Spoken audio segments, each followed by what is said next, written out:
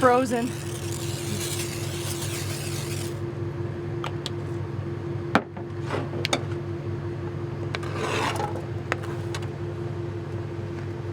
What are you making?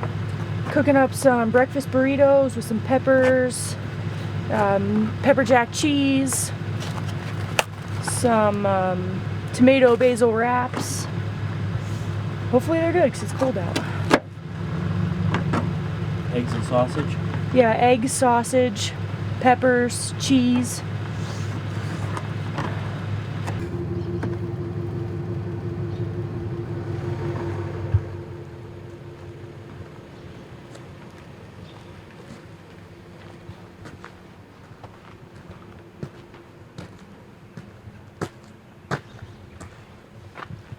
Have I mentioned how grateful I am that you guys make coffee and cook breakfast every morning while I go through this arduous task of lining up all the electronic equipment and offloading all the cards and wiping all the cards and backing up all the cards just so that we can repeat the whole thing every day.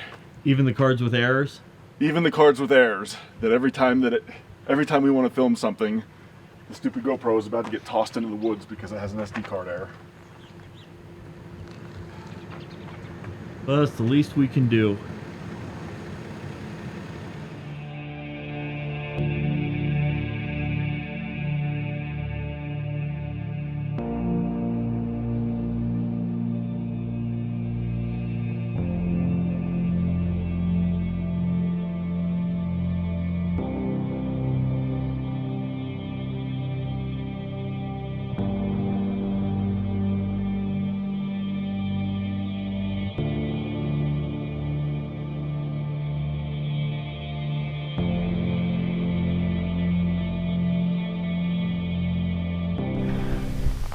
That's our campsite way down there. If you look close, you can see Chad dipping in and out of the trees. Walking up towards the road.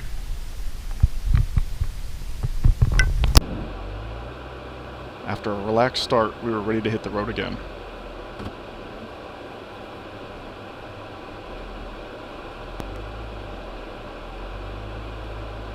I'm just gonna head right out on the road. That works.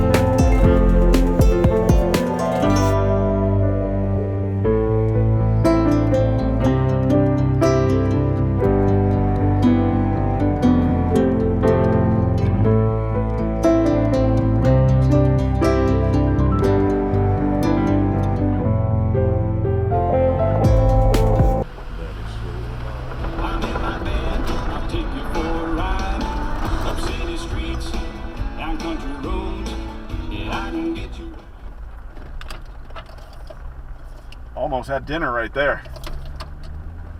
That freaking psychopath, what do you think he's doing?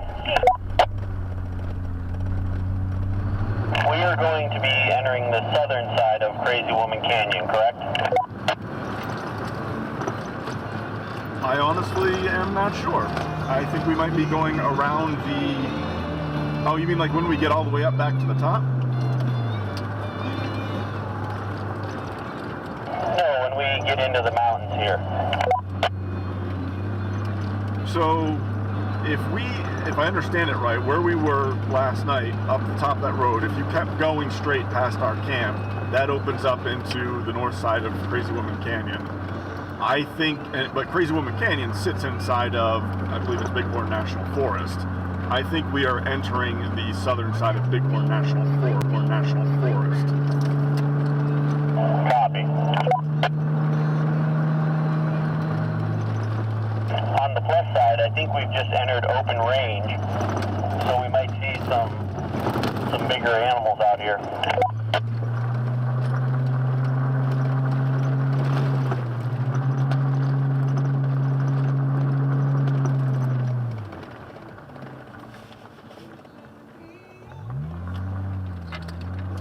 That is beautiful.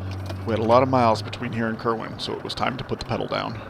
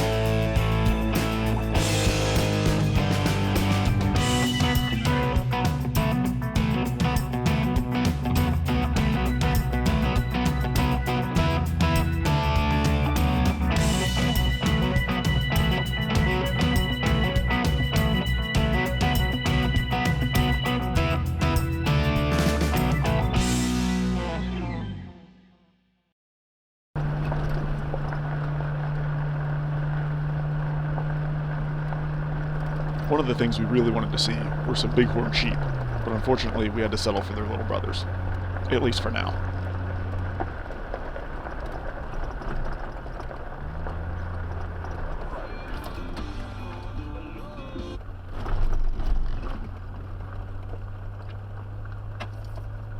Not bighorns. And a dog.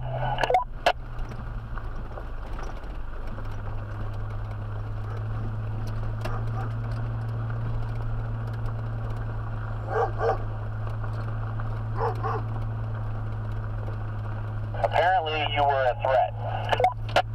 I look like a wolf.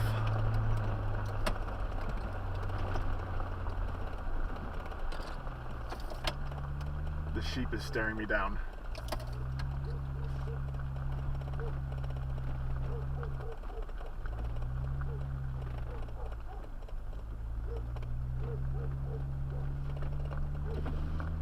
Thank you.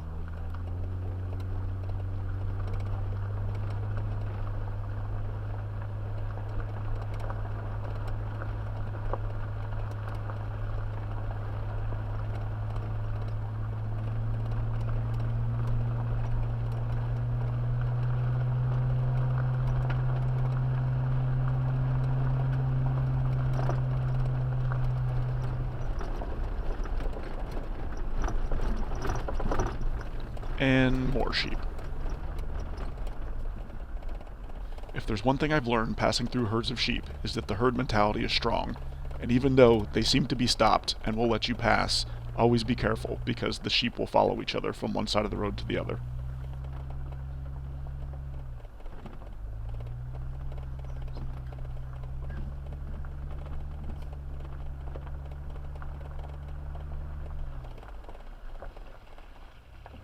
No, please, go ahead, I'll wait.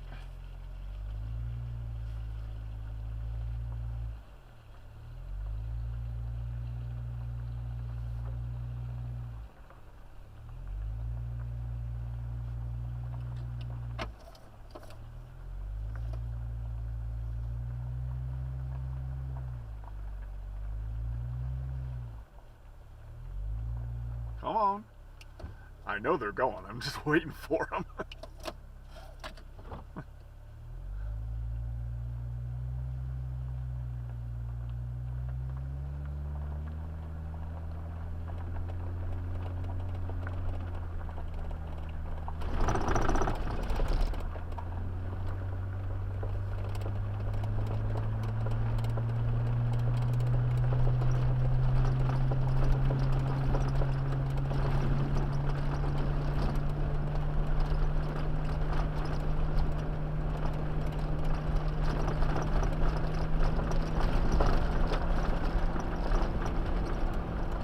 So while you're staring at the sun in this clip, let me update you.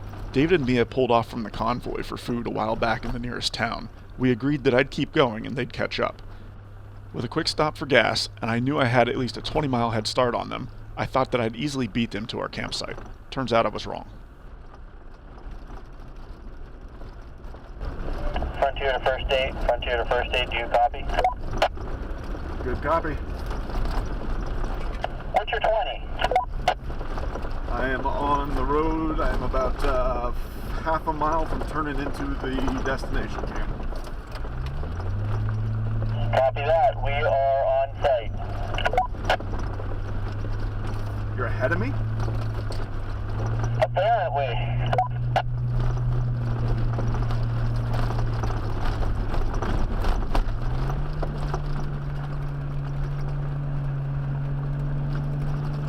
We're going to check out the facilities. Is everybody there? Negative.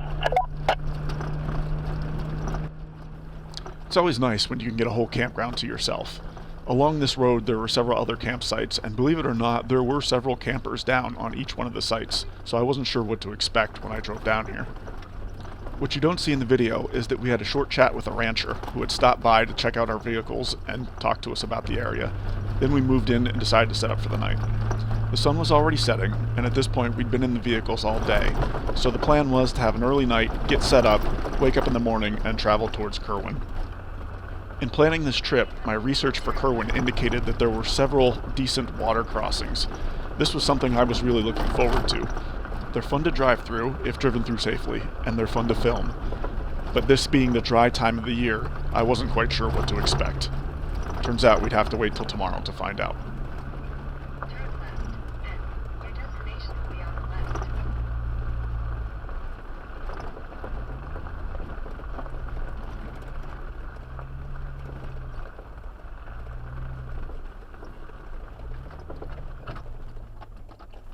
The Brown Mountain Campground really was a pleasant surprise. I didn't expect to see such a well-established campground out here in the middle of nowhere. It had fire rings, a clean vault toilet, bear boxes, picnic tables, several open spots, and we were the only people there. All of the RVs and campers that I saw on the way in led me to think that this place would be packed, especially since it was free.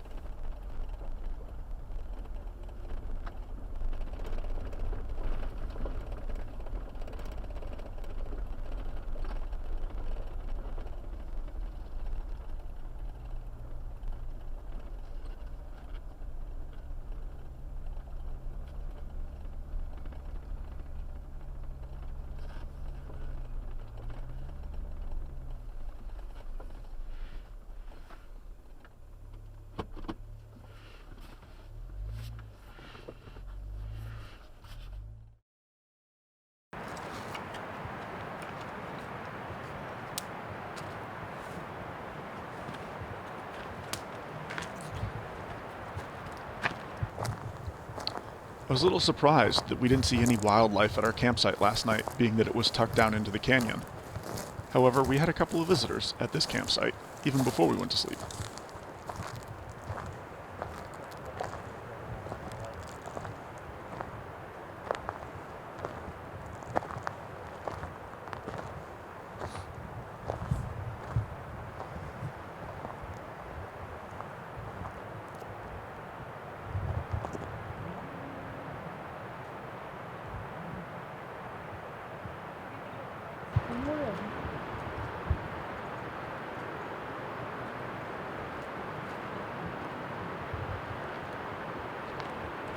You see her here.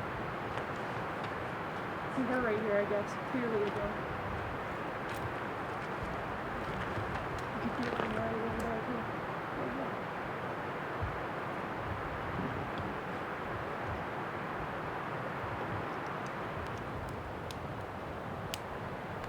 Another night of crazy conversation around the campfire, and then we all decided to call it a night.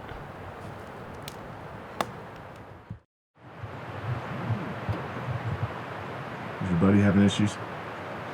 Tried to turn on this morning and it wouldn't turn on. Damn, buddy. It's on now. You think it's still a sensor thing? I don't know. It was. I opened the door. I set it right beside the door. Kind of wafted the top. Still wouldn't light. Piece of junk.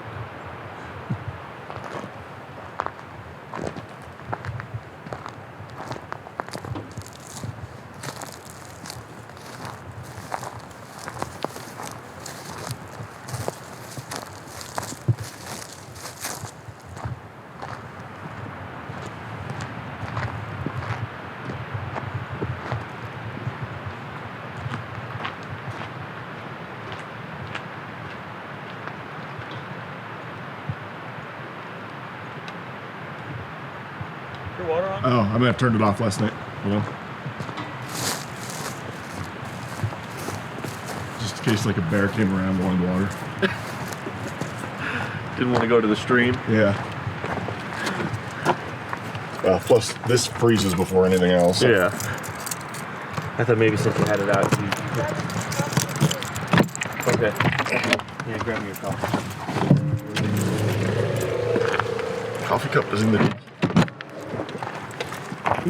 Keep it on if you want to warm up with it. Warm. It's all right. Let's say it's gonna fly out of there, but maybe not. I just had it like quarter of the breath.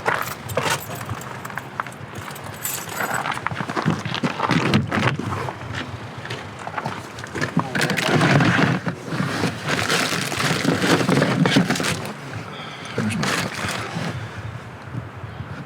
Oh, there it is.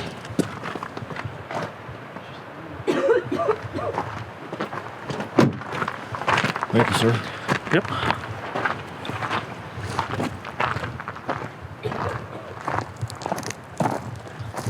Today Wednesday. Thursday. Is it really? Yeah. Okay. I believe so. That's the best part of vacation, when you don't know.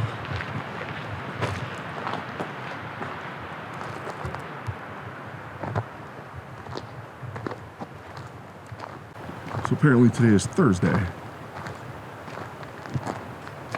And we are in Wyoming, still.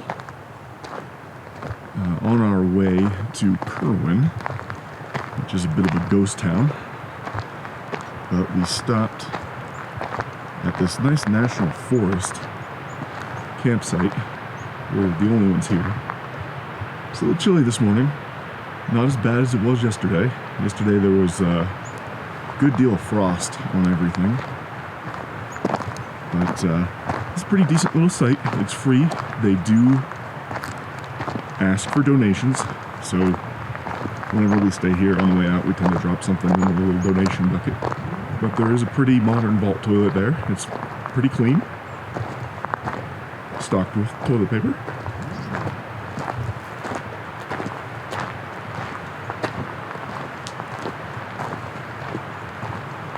But the best part is just waking up to this view of these mountains. And the river, although you can't see it right now, I'll walk down there in a minute, is right behind this fence over here.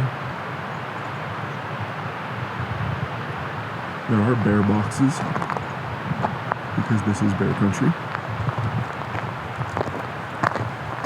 Although we talked to one of the ranchers yesterday that stopped by and said that he hadn't seen a bear in a long time here.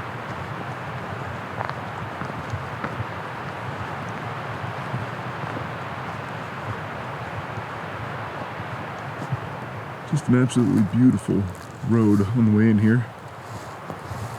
There's several campgrounds on this road on the way out to Kerwin.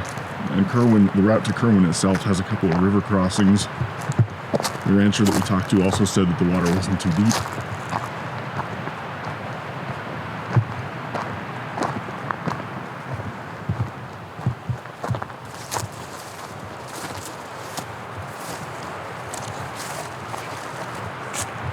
So you can stay here for 16 days.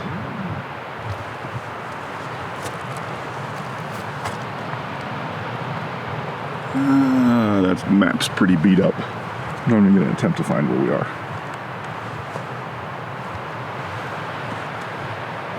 I'll put it on the screen.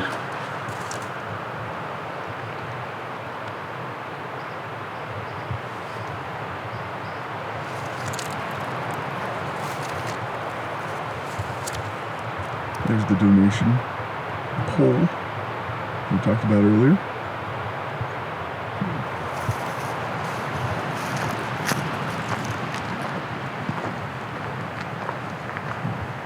The entrance to the fenced-off area has a massive cattle crossing grate. I mean, for illustration purposes, the gaps in this grate are, I've got a size 13 shoe. And you kind of have to watch what you're doing here if you cross this grate on foot.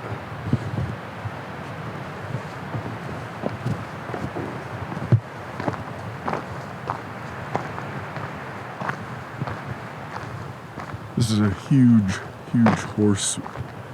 horse area. A lot of people bring their riding area, I should say. A lot of people bring their horse trailers up through here.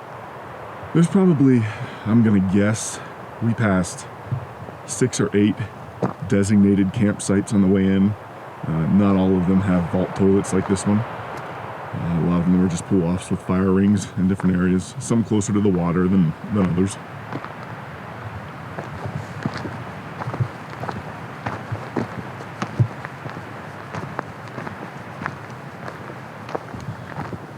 But man, let me just walk out here to the road.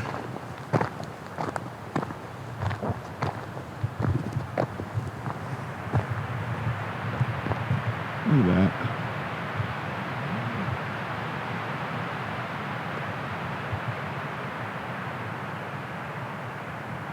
Down here doesn't really do it justice. So we packed up our things and we made our way towards Kirwin Ghost Town. The town of Kerwin is a piece of history. After gold was found in 1891, Kerwin was formed.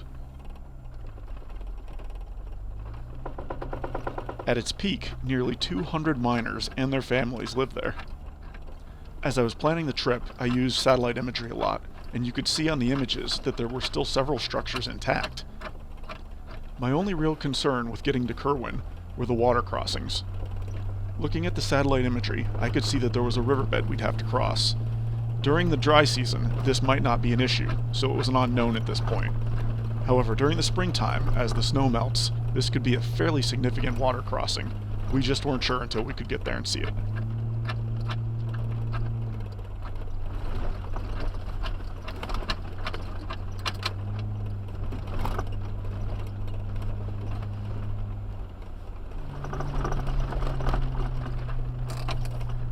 Kind of reminds me of Delaware.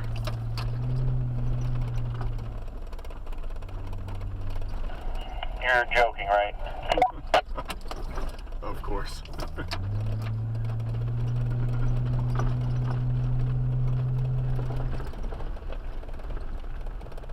You're about to see the first water crossing. It's a creek crossing.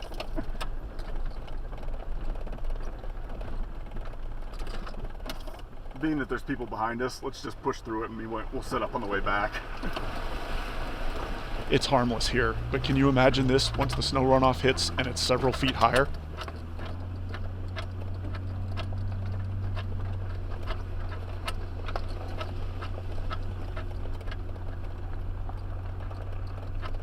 We recorded that.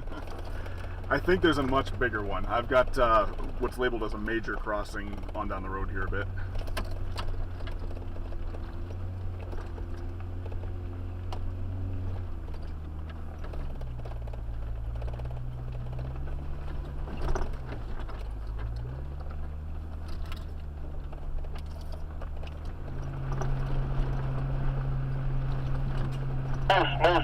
Moose.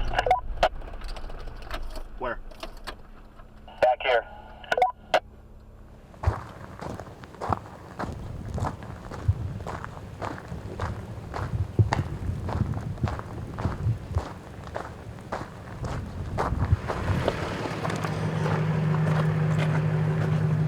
think we'll put this between Nick and him. Wait, are there two of them?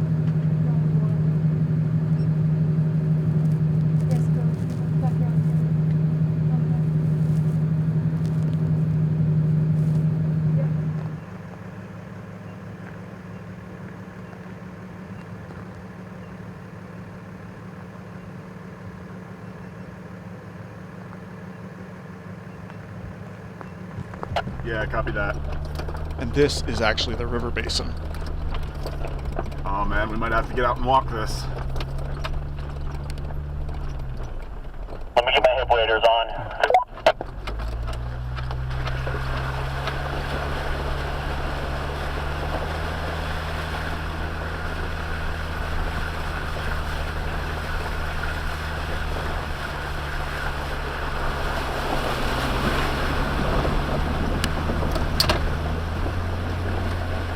Good thing I had added the snorkel. From the opening all the way across through these trees would have been flooded during spring runoff.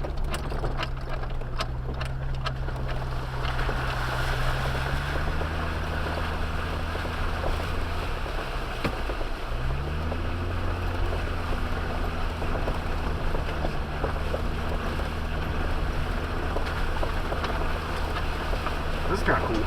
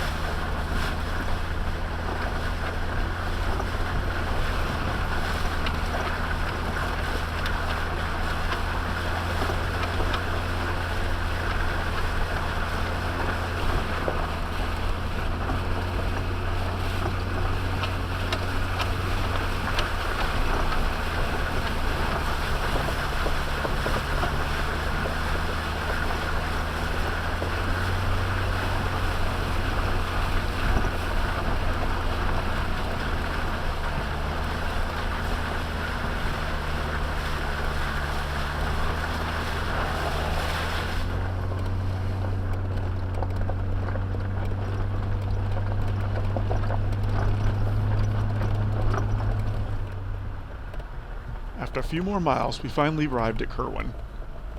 Another small piece of history is that Amelia Earhart, before her disappearance, decided that she wanted to build a cabin in remote Wyoming. She picked Kerwin to start doing that, and the remains of her cabin are still there today. The town had a hotel, a boarding house, 2 general stores, a sawmill, a variety of cabins and stables, a post office, a headquarters building, and the stagecoach even made the 34-mile trip between Kerwin and Meeteetse every other day. The large building that you see in the background here was the hotel and general store.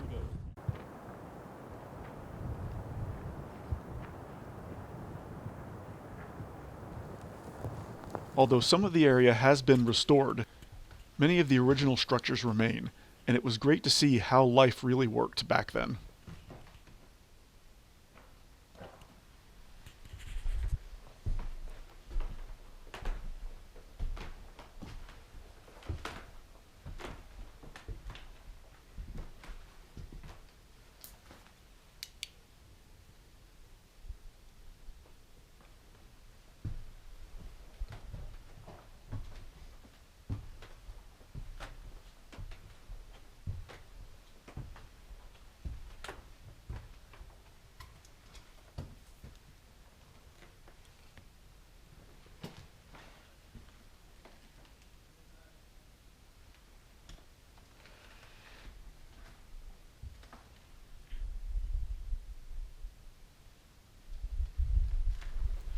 We assumed because this was supposed to be a hotel that the upstairs was the place for all the guest quarters. However, we couldn't find any stairs leading upstairs. Just walk lightly. Yeah.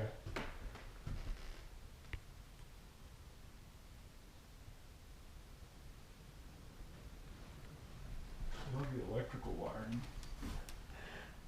There's some switches and outlets in the other room.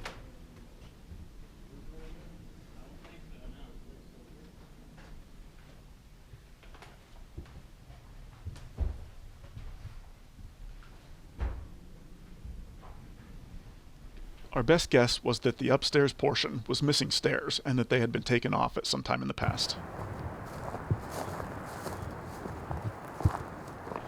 While summers in Kerwin were pleasant, winters could be brutal with deep snows, freezing temperatures, long months of isolation, and the threat of avalanches. Most of the residents packed up and left after a few avalanches hit the town. One of them, on February 5, 1907, after days of heavy snowfall, an avalanche roared down Brown Mountain, sweeping several buildings into the Wood River and killing 3 people.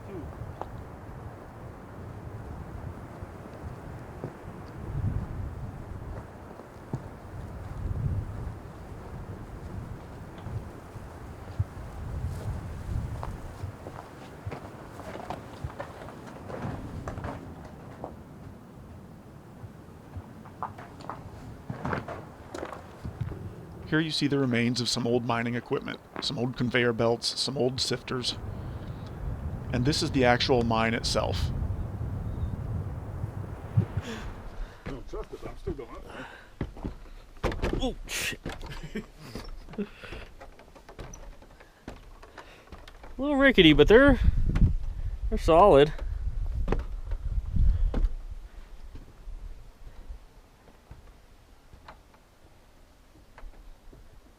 Nope. On both sides. But this would be an ore basket, I would assume. I would also assume, yeah.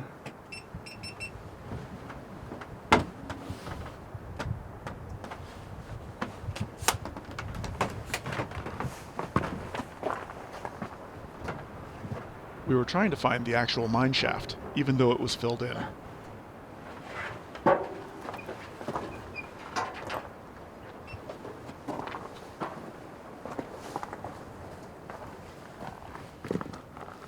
Ah, you can see through the window back here. Stairs.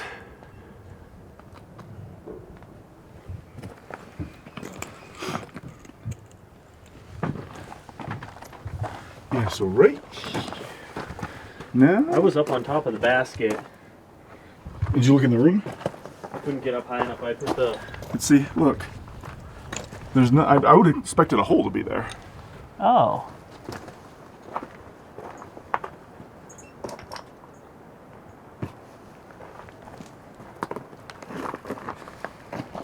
Those steps look new. Yeah. Shed maybe? Yeah. And it figures, if one building would survive an avalanche, it would be this one.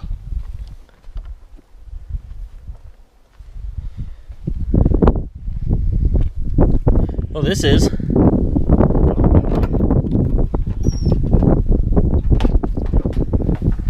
Oh, you can play battle shits. We could have a race.